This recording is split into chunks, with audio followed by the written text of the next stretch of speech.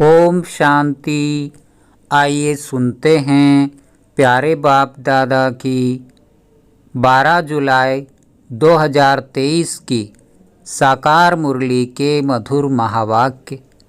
मीठे बच्चे, अभी तुम्हें पवित्र जीवात्मा बनना है। इस समय कोई पवित्र जीवात्मा नहीं है, इसलिए अपने को महात्मा भी नहीं कहला सकते। प्रश्न: सतयुगी राजाई का इनाम किन बच्चों को प्राप्त होता है? उत्तर: जो श्रीमत पर याद की रेस में नंबर 1 जाते हैं, उन्हें ही राजाई का इनाम मिलता है। तीखी रेस होगी तो रजिस्टर में नाम अच्छा होगा और इनाम के अधिकारी बनेंगे। तुम बच्चे दूरादेशी बन बड़ी दूर की रेस करते हो। 1 सेकंड में निशान तक, परम धाम तक पहुँच वापस लौटकर आते हो। तुम्हारी बुद्धि में है, पहले हम मुक्ति में जाएंगे, फिर जीवन मुक्ति में आएंगे। तुम्हारे जैसी रेस और कोई कर नहीं सकता। गीत बजा है, आखिर वो दिन आया आज। ओम शांति। ये कौन जानते हैं कि आखिर वह दिन आया आज? बच्चे जानते हैं, आखिर वह दिन आया आज जो हम बाप के सम्मुख हुए हैं। आत्मा कहती है, इस शरीर द्वारा अभी तुम बैठे हो, जानते हो हम आत्माएं अभी परम पिता परमात्मा के सम्मुख बैठी हैं। बरोबर 5000 वर्ष पहले भी हम आत्माएं यानी जीव की आत्माएं परमात्मा से सम्मुख मिली थी। आत्मा कहती है, मेरा यह शरीर है। शरीर नहीं कहेगा, मेरी यह आत्मा है। हम आत्माओं का बाप आखिर आज आया है। आना भी जरूर है। भक्ति के बाद ज्ञान देने लिए, ज्ञान से सद्गति करने लिए आखिर आया है।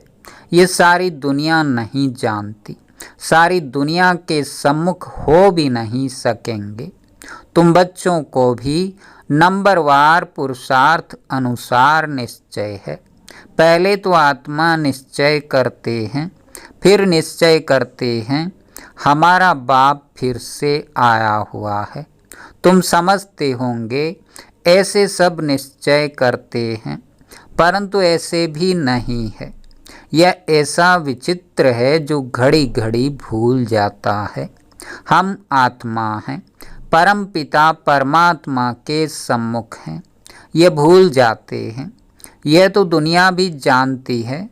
पतित जीव आत्माओं को पावन बनाने परम पिता परमात्मा आते हैं।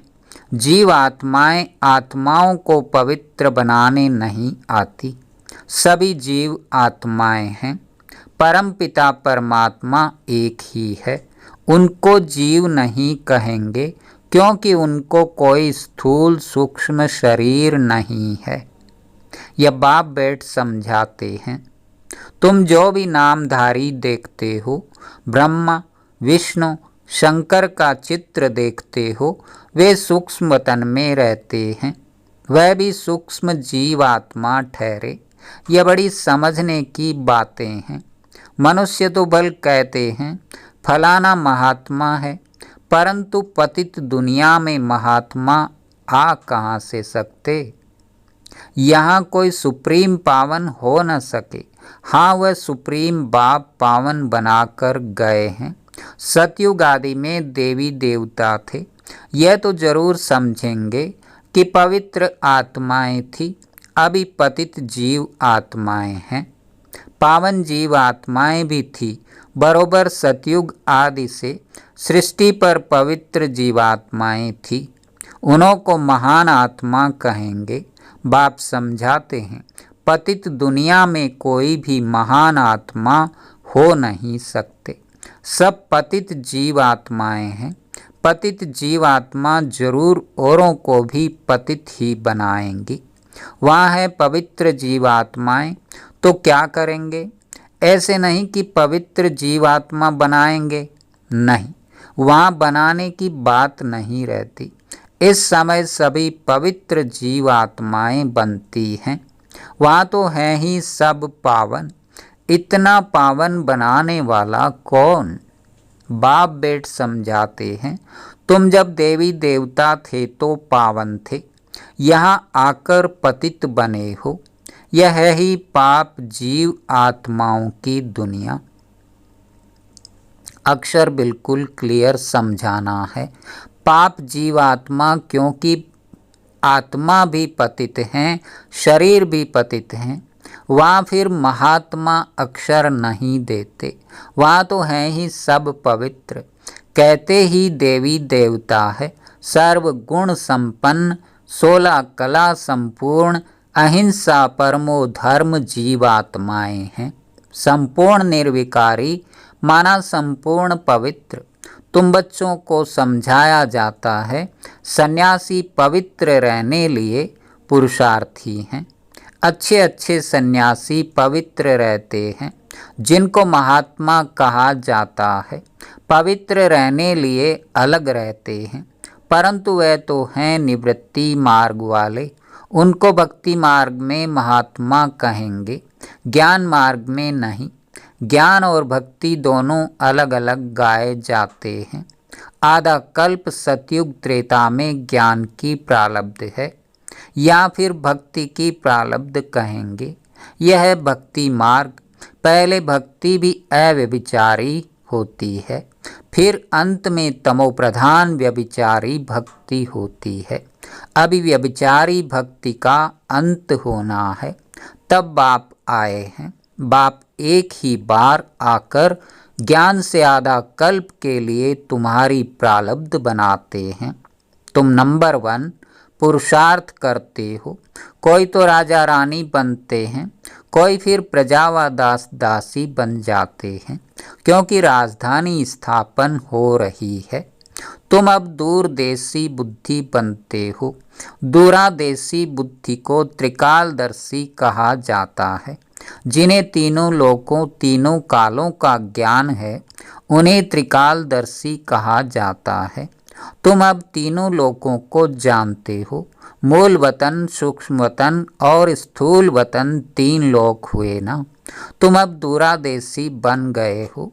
तुम्हारी बुद्धि आदि से अंत तक जाती है, नंबरवार पुरुषार्थ अनुसार। कोई कमज़ोर होते हैं जो रेस में पीछे रह जाते हैं। यह तो बहुत बड़ी दूरादेशी रेस है। आत्माओं की रेस कभी सुनी नहीं होगी। तुम आत्माएं जानती हो, हम स्टूडेंट हैं, हमारी ये रेस है। फलाने निशान तक पहुंचकर फिर लौटना है। तुम आत्माओं की यह बड़ी दूर की रेस है। बुद्धि जानती है हम वास्तव में वहाँ के रहने वाले हैं। 1 सेकंड में हम वहाँ पहुँच जाएंगे, जीवन मुक्त बन जाएंगे। हम असुल परम धाम के निवासी हैं। यथार्थ रीति बुद्धि जानती है, हम परम धाम जाएंगे फिर आएंगे।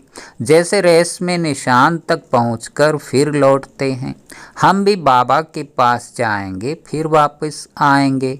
अब आत्माएं रेस सीख रही है।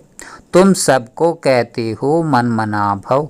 बुद्धि का योग अपने बाप और परमधाम से रखो, जहाँ तुम अशरीरी रहते हो।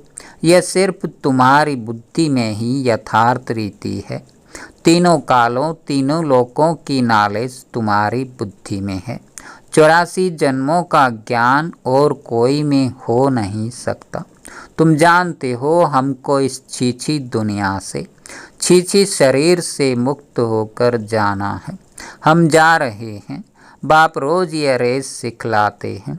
तुम्हारी रेस अविनाशी है। बाप को जितना जास्ती याद करेंगे, उतना तुम्हारा रजिस्टर में नाम अच्छा रहेगा। कहेंगे इनकी बुद्धि की यात्रा बहुत तीखी है, याद से ही विकर्म विनाश होंगे। याद नहीं करते हैं तो विकर्म विनाश न होने के कारण पिछाड़ी में रह जाते हैं। प्रजा व दास दासी बनना यह कोई प्राइज नहीं है। नर से नारायण, नारी से लक्ष्मी बनना इसको इनाम कहा जाता है। बाप राजाई का इनाम देते हैं। अगर उनकी मत पर चल दौड़ी लगाई तो कोई तो 2 कदम भी दौड़ी नहीं लगाते हैं। अगर प्रजा वाले होंगे तो बिल्कुल कम दर्जा पा लेंगे। यहाँ रहने वाले भी होंगे तो भी राजाई में बहुत कम पद पाएंगे। तुम्हारी कितनी विशाल बुद्धि हुई है। अब बेंगलोर मद्रास के बच्चे बैठे हैं, उन्हों को फिर मद्रासी भाषा में कोई बैठ समझाए।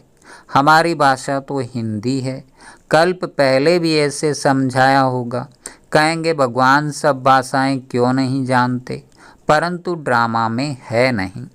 ड्रामा में होता तो मैं सब भाषाओं में भाषण करता। समझो भिन्न भिन्न भाषाओं वाले बैठे हों तो क्या हम सब भाषाओं में बैठ बोलूँगा क्या? यह तो हो नहीं सकता। 1-2 को भी कहाँ तक सुनाएंगे, घमसान हो जाए। तो समझाना चाहिए बाबा ने कल्प पहले जिस भाषा में समझाया था उसी भाषा में ही समझाते हैं। इसलिए हिंदी का जोर है। अंग्रेजी भी जरूरी है क्योंकि इन्हों का कनेक्शन अंग्रेज़ों से जास्ती है। रशिया, अमेरिका आदि की भाषा अपनी अपनी है एक ही धर्म वाले क्रिश्चियन, परंतु भाषाएं बहुत हैं। यहाँ भी हैं सब भारतवासी आदि सनातन देवी देवता धर्म वाले, परंतु अपने धर्म को भूल गए हैं। भाषाएं कितनी हो गई हैं, सब मिक्सचर हैं। जिसकी जो भाषा है उसमें फिर उनको सुनाना है। इसमें भी बड़ा होशियार चाहिए जो समझकर और समझाए। साथ ही ऐसा साथ लाना चाहिए जो एक्यूरेट समझा सके। यह सबसे बड़ा चैतन्य तीर्थ।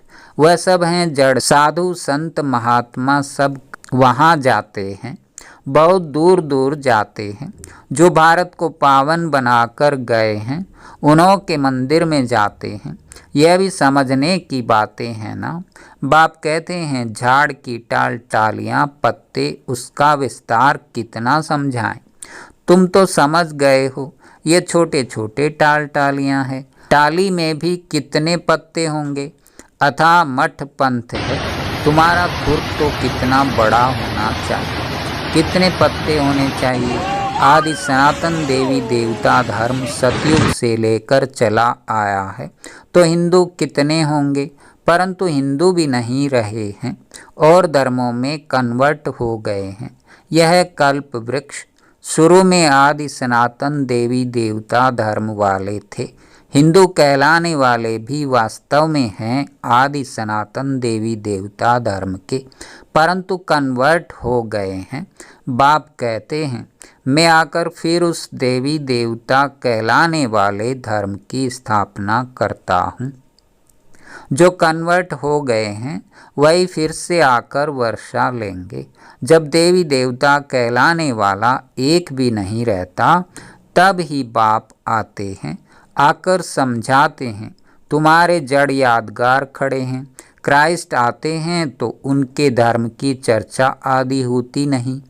यहाँ तो अभी भी देवताओं के मंदिर आदि की निशानी है। तुम्हारा जब राज्य होगा तो क्राइस्ट आदि का नाम निशान नहीं होगा। यहाँ तो सभी का नाम निशान है। तुम जानते हो क्राइस्ट कब आया, क्रिश्चियन धर्म कैसे स्थापन हुआ, क्राइस्ट अब किस शरीर में होगा, जरूर पतित शरीर में होगा। खुद तो पावन था ना। तुम बच्चों की बुद्धि में सारा ज्ञान है, तुमको दूरादेशी बनाया था। हम आत्माएं कहाँ रहती हैं, कहाँ से आती हैं, ये किसको पता नहीं है। रहने के स्थान को परमात्मा मान लिया है। वास्तव में आत्मा झूठी बनने से काया भी झूठी बन जाती है।